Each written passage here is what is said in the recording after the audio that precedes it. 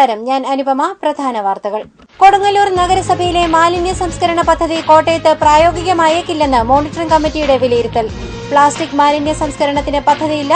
കോട്ടയത്ത് കൊടുങ്ങല്ലൂരിനേക്കാൾ ഇരട്ടി മാലിന്യം.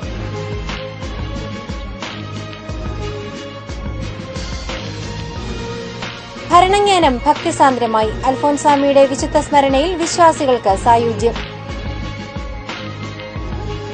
കിളിരൂർ കവിയൂർ കേസ് വീണ്ടും അന്വേഷിക്കണമെന്ന് ഷാരിയുടെ പിതാവും ആക്ഷൻ കൌൺസിലും. യഥാർത്ഥ പ്രതികൾ ഇപ്പോഴും പുറത്ത്.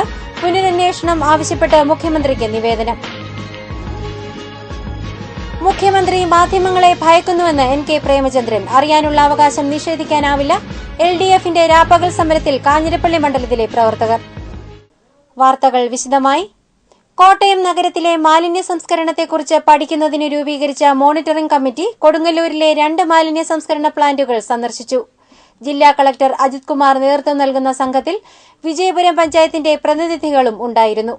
കൊടുങ്ങല്ലൂർ നഗരസഭയുടെ മാലിന്യ സംസ്കരണ പദ്ധതി കോട്ടയത്തും നടപ്പാക്കാൻ സാധിക്കുമോ എന്ന് പരിശോധിക്കുന്നതിന് ജില്ലാ കളക്ടർ അധ്യക്ഷനായ സംഘം കൊടുങ്ങല്ലൂരിലെ പ്ലാന്റുകൾ സന്ദർശിച്ചു.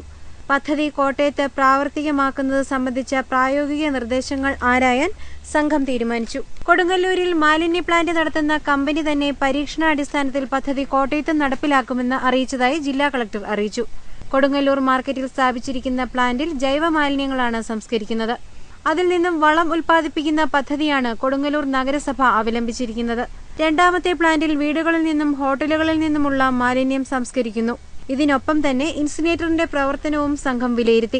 കൊടുങ്ങല്ലൂരിലെ മാലിന്യ പ്ലാന്റിൽ പ്ലാസ്റ്റിക് സംസ്കരിക്കാൻ സാധിക്കാത്തത് ന്യൂനതയാണെന്ന് സംഘം അഭിപ്രായപ്പെട്ടു.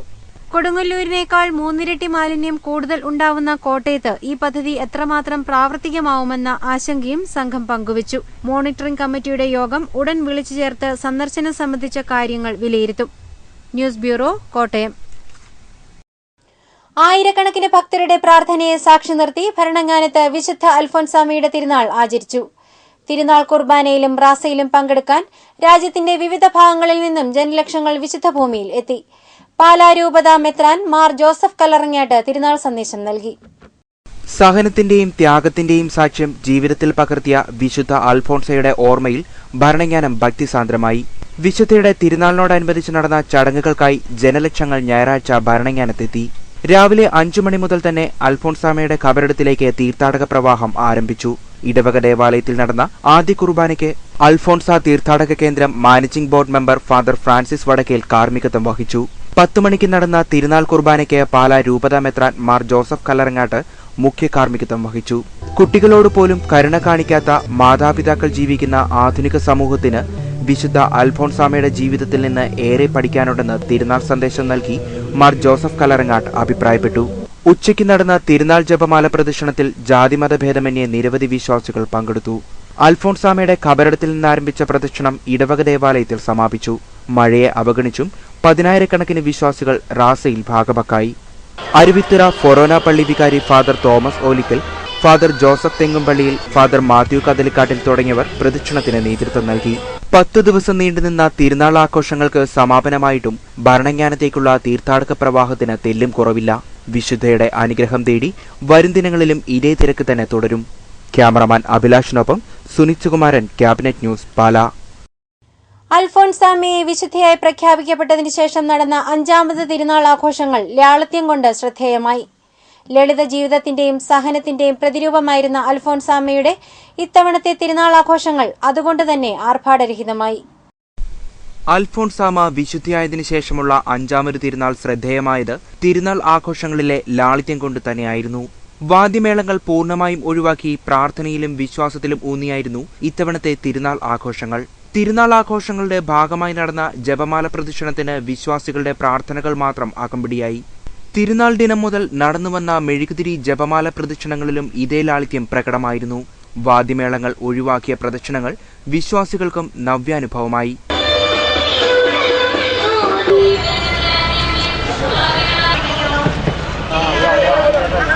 ദീപാലങ്കാരങ്ങൾക്കും ഇത്തവണ തിരുനാൾ നിയന്ത്രണമുണ്ടായിരുന്നു. ഇടവക ദേവാലയത്തിലും അൽഫോൻസാമയുടെ തീർത്ഥാടന കേന്ദ്രത്തിലും മാത്രമാണ് ദീപാലങ്കാരങ്ങൾ ഉപയോഗിച്ചത്. അൽഫോൻസാമയെ വാഴ്ത്തപ്പെട്ടവളായി പ്രഖ്യാപിച്ച ജോൺ പോൾ 2 മാർപ്പാപ്പ വിശുദ്ധരുടെ ഗണത്തിലേക്ക് ഉയർത്തപ്പെടുന്നുവെന്ന പ്രത്യേകതയും ഈ വർഷത്തെ തിരുനാളിലുണ്ട്. News bureau, Pala. കവിയൂർ കിളിരൂർ കേസുകളിൽ പുനരന്വേഷണം ആവശ്യപ്പെട്ട് ശാരിയുടെ പിതാവും ആക്ഷൻ കൌൺസിൽ ഭാരവാഹികളും മുഖ്യമന്ത്രി ഉമ്മൻചാണ്ടിക്ക് നിവേദനം നൽകി. മുഖ്യമന്ത്രിയുടെ പുതുപ്പള്ളിയിലുള്ള വസതിയിൽ ഞായറാഴ്ച രാവിലെ എത്തിയാണ് നിവേദനം സമർപ്പിച്ചത്. ഇതേവരെ നടന്ന അന്വേഷണം തൃപ്തികരമല്ലെന്ന് ആക്ഷൻ കൌൺസിൽ ഭാരവാഹികൾ പറഞ്ഞു. കിളിരൂർ കവിയൂർ കേസുകളിൽ ഇതേവരെ നടന്നിട്ടുള്ള അന്വേഷണത്തിൽ യഥാർത്ഥ പ്രതികളെ കണ്ടെത്താനായിട്ടില്ലെന്ന് ശാരിയുടെ പിതാവും കിളിരൂർ കവിയൂർ കേസിലെ ആക്ഷൻ കൌൺസിൽ ഭാരവാഹികളും ചേർന്ന് മുഖ്യമന്ത്രിക്ക് നൽകിയ നിവേദനത്തിൽ പറയുന്നു. കിളിരൂർ കേസിൽ നടന്നിട്ടുള്ള അന്വേഷണങ്ങളൊന്നും യഥാർത്ഥ പ്രതികളെ പുറത്തുകൊണ്ടുവരാൻ പര്യാപ്തമായില്ല. കവിയൂർ കേസിൽ സിബിഐയുടെ കണ്ടെത്തലുകൾ കോടതി തള്ളിക്കളഞ്ഞു. ഇരു കേസുകളും DIG റാങ്കിൽ കുറയാത്ത ഉദ്യോഗസ്ഥന്റെ നേതൃത്വത്തിലുള്ള ടീം പുനരന്വേഷിക്കണമെന്ന് ആവശ്യപ്പെട്ടതായി action council convener Raju Puzhankara വ്യക്തമാക്കി. കഴിഞ്ഞ ഇടതുപക്ഷ സർക്കാരിൻ്റെ കാലത്ത് ഞങ്ങൾ പല നിവേദനങ്ങളും നൽകിയിരുന്നു. പക്ഷേ അതൊന്നും VS Achuthanandan ചെവിക്കൊണ്ടില്ല.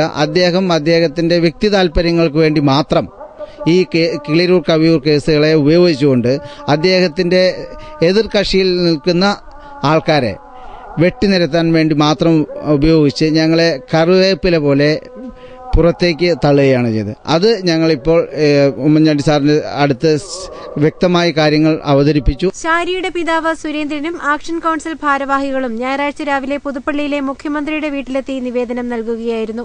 News bureau, Kottayam. മുഖ്യമന്ത്രി കേരളത്തിലെ മാധ്യമങ്ങളെ ഭയക്കുന്നതായി RSP നേതാവ് NK പ്രേമചന്ദ്രൻ. മാധ്യമങ്ങൾക്കെതിരെ കേസെടുത്ത് സത്യം അറിയാനുള്ള ജനങ്ങളുടെ അവകാശത്തെ തടയാമെന്ന സർക്കാരിന്റെ ശ്രമം വ്യാമോഹം മാത്രമാണെന്നും പ്രേമചന്ദ്രൻ ആരോപിച്ചു. LDFന്റെ രാപ്പകൽ സമരത്തിന്റെ 5ാം ദിനം കോട്ടയത്ത് ഉദ്ഘാടനം ചെയ്ത് സംസാരിക്കുകയായിരുന്നു അദ്ദേഹം. സോളാർ തട്ടിപ്പ് കേസിൽ മുഖ്യമന്ത്രി ഉമ്മൻചാണ്ടി രാജിവെച്ച് ജുഡീഷ്യൽ അന്വേഷണം നേരിടണമെന്നാവശ്യപ്പെട്ട് LDFന്റെ നേതൃത്വത്തിൽ ജില്ലാ കേന്ദ്രങ്ങളിൽ നടന്നുവരുന്ന രാപ്പകൽ സമരം 5ാം ദിവസത്തിലെത്തി.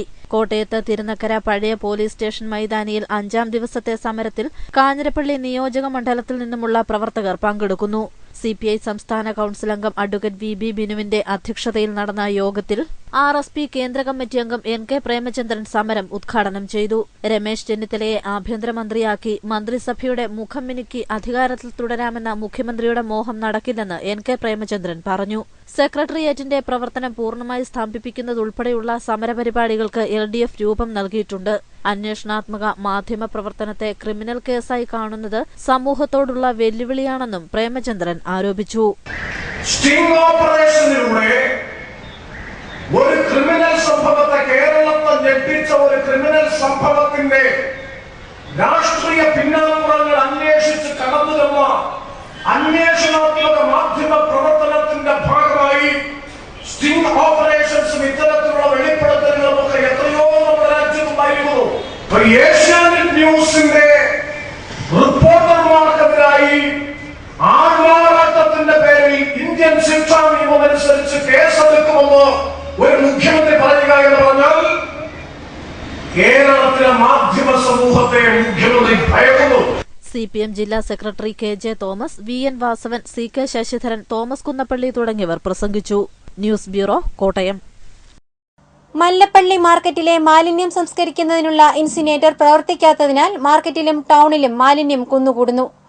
മണിമലയാറിന്റെ തീരത്തെ ഇൻസിനേറ്ററിനു സമീപം കുന്നുകൂടിയിരിക്കുന്ന മാലിന്യം നദിയിലെ വെള്ളത്തിൽ കലരുന്നത് പകർച്ചവ്യാധി ഭീഷണിയും ഉയർത്തുന്നുണ്ട്. മല്ലപ്പള്ളി ടൌണിലും മാർക്കറ്റിലും മാലിന്യം കുന്നുകൂടിയതോടെയാണ് മാലിന്യം സംസ്കരിക്കുന്നതിനായി മാർക്കറ്റിനുള്ളിൽ ഇൻസിനേറ്റർ സ്ഥാപിച്ചത്. ആദ്യ 1 വർഷക്കാലം പ്രവർത്തിച്ച സംവിധാനം ഇപ്പോൾ തീർത്തും പ്രവർത്തനരഹിതമാണ്. മാർക്കറ്റിലെ മാലിന്യത്തോടൊപ്പം നഗരത്തിലെ മാലിന്യവും ട്രക്കിൽ ഇവിടെ എത്തിക്കുകയാണ് ചെയ്യുന്നത്. മണിമലയാറിന്റെ തീരത്താണ് ഈ മാലിന്യം അത്രയും കുന്നുകൂടി കിടക്കുന്നത്. ശക്തമായ മഴയിൽ ജലനിരപ്പ് ഉയർന്നപ്പോൾ നല്ലൊരളവ് മാലിന്യങ്ങൾ ഒഴുകിപ്പോയി. ഇത് നദീജലം ആശ്രയിക്കുന്നവർക്ക് ആരോഗ്യ പ്രശ്നങ്ങൾക്ക് കാരണമായിരുന്നു. മാർക്കറ്റ് മാലിന്യവും ടൗണിലെ മാലിന്യവും നിറഞ്ഞ ഇവിടെ നിന്നും വമിക്കുന്ന ദുർഗന്ധം അസഹനീയമാണെന്ന് സമീപവാസികൾ പറയുന്നു. തകരാറിലായ ഇൻസിനേറ്ററിന്റെ അറ്റകുറ്റപ്പണി നടത്താൻ പഞ്ചായത്തിന്റെ ഭാഗത്തു നിന്നും യാതൊരു ശ്രമവും ഉണ്ടായിട്ടില്ല. മാലിന്യം കുന്നുകൂടുമ്പോൾ പഞ്ചായത്ത് ജീവനക്കാരെത്തി ഇവിടെ തീയിട്ട് പോവുകയാണ് ചെയ്യുന്നത്. പ്ലാസ്റ്റിക് ഉൾപ്പെടെയുള്ള മാലിന്യങ്ങൾ ആഴ്ചകളോളം നിന്ന് കത്തി സമീപവാസികൾക്ക് ശ്വാസകോശ രോഗങ്ങൾ ഉൾപ്പെടെയുള്ളവയ്ക്ക് കാരണമാകുന്നുണ്ട്. മാലിന്യം ശരിയായി സംസ്കരിക്കേണ്ട ഉത്തരവാദിത്തത്തിൽ നിന്നും പഞ്ചായത്ത് അധികൃതർ ഇവിടെ ഒഴിഞ്ഞു മാറുകയാണെന്ന് നാട്ടുകാർ പരാതിപ്പെടുന്നു. News bureau, Mallappally. കോട്ടയം നാഗമ്പടം വീണ്ടും കഞ്ചാവ് മാഫിയയുടെയും സാമൂഹിക വിരുദ്ധരുടെയും കേന്ദ്രമാകുന്നു. 2 വർഷം മുമ്പ് പോലീസും നഗരസഭയും സംയുക്തമായി നടത്തിയ കഞ്ചാവ് വേട്ടയിൽ കച്ചവടക്കാരെ എല്ലാം ഒതുക്കിയിരുന്നെങ്കിലും ഇപ്പോൾ അതേ ലോബി വീണ്ടും ശക്തിയാർജിച്ചിരിക്കുകയാണ്. കോട്ടയം നഗരത്തിലെ അധോലോകമെന്ന് പറയാവുന്ന നാഗമ്പടത്ത് കഞ്ചാവ് വിൽപ്പനയും സാമൂഹ്യവിരുദ്ധ പ്രവർത്തനങ്ങളും വീണ്ടും ശക്തിയാർജിച്ചു. 2 വർഷം മുൻപ് ശക്തമായ നടപടികളിലൂടെ കഞ്ചാവ് ലോബിയെ ഒതുക്കാൻ പോലീസിന് കഴിഞ്ഞിരുന്നു. എന്നാൽ അതേ ലോബി ഇപ്പോൾ വീണ്ടും കൂടുതൽ ശക്തിയോടെ രംഗത്തെത്തിയിരിക്കുന്നു. 2011 നവംബറിലായിരുന്നു നാഗമ്പടത്തെ കഞ്ചാവ് മാഫിയയെ ഒതുക്കിയ പോലീസ് ഓപ്പറേഷൻ. നിരവധി പേരെ കഞ്ചാവുമായി പോലീസും എക്സൈസ് സംഘവും പിടികൂടിയതിനെ തുടർന്നായിരുന്നു ശക്തമായ റെയ്ഡ് നടത്താൻ പോലീസും നഗരസഭയും തീരുമാനിച്ചത്. 2011 നവംബറിൽ നാഗമ്പടത്ത് നടത്തിയ കഞ്ചാവ് വേട്ടയിൽ മുഖ്യ കച്ചവടക്കാരായ കുഞ്ഞുമോൻ, ഓമന, അമ്മിണി എന്നിവരെ പോലീസ് പിടികൂടി. കഞ്ചാവ് വിൽപ്പനയ്ക്കായി നാഗമ്പടത്ത് സ്ഥാപിച്ചിരുന്ന അനധികൃത ഷെഡും പോലീസ് നശിപ്പിച്ചു. എന്നാൽ പിന്നീട് റെയ്ഡുകൾ നിലച്ചു. ഇതാണ് ഇപ്പോൾ പഴയ കഞ്ചാവ് ലോബി തലപൊക്കാൻ കാരണമെന്ന് ആക്ഷേപമുണ്ട്. News bureau, Kottayam. Police association തെരഞ്ഞെടുപ്പിൽ കോട്ടയം ജില്ലയിൽ ഔദ്യോഗിക പക്ഷത്തിന് വൻ വിജയം. ആകെയുള്ള 70 സീറ്റുകളിൽ 64 സീറ്റുകൾ ഔദ്യോഗിക പക്ഷം നേടി. വെള്ളിയാഴ്ച നടന്ന വാശിയേറിയ പോലീസ് അസോസിയേഷൻ തെരഞ്ഞെടുപ്പിൽ കോട്ടയം ജില്ലയിലെ ആകെയുള്ള 70 സീറ്റുകളിൽ 64 സീറ്റുകൾ നേടിയാണ് ഔദ്യോഗിക പക്ഷം വിജയിച്ചത്. തെരഞ്ഞെടുപ്പ് നടന്ന 46 സീറ്റുകളിൽ 40 സീറ്റുകളിൽ ഔദ്യോഗിക പക്ഷവും 6 സീറ്റുകളിൽ എതിർപക്ഷവും വിജയിച്ചു. 24 സീറ്റുകളിൽ ഔദ്യോഗിക പക്ഷം എതിരില്ലാതെ തിരഞ്ഞെടുക്കപ്പെട്ടു. സംസ്ഥാന പ്രസിഡന്റ് PD ഉണ്ണി, ജില്ലാ പ്രസിഡന്റ് D ശശീന്ദ്രൻ, ജില്ലാ secretary Jose Sebastian, treasurer C Sooraj, ജില്ലാ ജോയിന്റ് സെക്രട്ടറി സദക്കത്തുള്ള, മറ്റു ഭാരവാഹികളായ Mathew P Paul, MS Shibu, Saji Sarang, PS Biju, Thania Varghese എന്നിവരാണ് വിജയിച്ച പ്രമുഖർ. കാഞ്ഞിരപ്പള്ളിയിലെ ബെന്നി ജേക്കബ്, മണിമലയിലെ ഷിബു MS, പൊൻകുന്നത്തു നിന്നുള്ള സാബു KB, പള്ളിക്കത്തോട്ടിലെ ഉണ്ണികൃഷ്ണൻ, പാമ്പാടിയിൽ നിന്നുള്ള ജോഷി MJ, മണർക്കാട്ടു നിന്നുള്ള വിനോദ് മാർക്കോസ് എന്നിവരും വിജയിച്ചവരിൽ ഉൾപ്പെടുന്നു.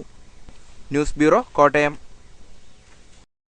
കോട്ടാങ്ങൽ മണിമല റോഡിലെ അറ്റകുറ്റപ്പണി നിർത്തിവച്ചിട്ട് 5 മാസം. കോട്ടാങ്ങൽ മുതൽ കടൂർ കടവ് വരെയുള്ള റോഡിന്റെ വീതി കൂട്ടിയുള്ള നിർമ്മാണമാണ് ഉപേക്ഷിക്കപ്പെട്ട നിലയിൽ കിടക്കുന്നത്. കോട്ടാങ്ങൽ മണിമല 5 കിലോമീറ്റർ PWD റോഡിൽ കോട്ടാങ്ങൽ മുതൽ കടൂർ കടവ് വരെയുള്ള ഭാഗത്തെ നിർമ്മാണ പ്രവർത്തനങ്ങളാണ് 5 മാസമായി ഉപേക്ഷിച്ചിരിക്കുന്നത്. റോഡിന്റെ വശങ്ങൾ വീതി കൂട്ടി മിറ്റലിംഗ് നടത്തിയെങ്കിലും ടാറിംഗ് ഇനിയും നടത്തിയിട്ടില്ല. മഴയ്ക്ക് മുമ്പ് 5 കിലോമീറ്റർ റോഡിൽ മണിമല മുതൽ കടൂർ കടവ് വരെയുള്ള ഭാഗത്തെ ഗട്ടറുകൾ നികത്തി ടാറിംഗ് നടത്തിയിരുന്നു. എന്നാൽ കടൂർ കടവ് മുതൽ കോട്ടാങ്ങൽ വരെയുള്ള ഭാഗത്ത് വീതി കൂട്ടി ടാർ ചെയ്യാനായിരുന്നു പദ്ധതി. ഇതിനായി വശങ്ങളിൽ മണ്ണുമാറ്റി മിറ്റിലിട്ട് ഉറപ്പിച്ചെങ്കിലും 5 മാസം പിന്നിട്ടിട്ടും ടാറിംഗ് നടത്തിയിട്ടില്ല. ഈ ഭാഗങ്ങളിൽ റോഡിൽ ഗട്ടറുകൾ രൂപപ്പെട്ടിട്ടുണ്ട്. ടാർ ചെയ്യാൻ കൊണ്ടുവന്ന മിറ്റിൽ വശങ്ങളിൽ ഇട്ടിരിക്കുന്നത് വാഹനങ്ങൾക്ക് സൈഡ് കൊടുക്കുന്നതിനും തടസ്സം സൃഷ്ടിക്കുന്നുണ്ട്. 5 മാസം പിന്നിട്ടിട്ടും റോഡ് വീതി കൂട്ടി ടാർ ചെയ്യാത്തതിനെതിരെ പ്രക്ഷോഭ പരിപാടികൾക്ക് തയ്യാറെടുക്കുകയാണ് നാട്ടുകാർ. News bureau, Mallappally.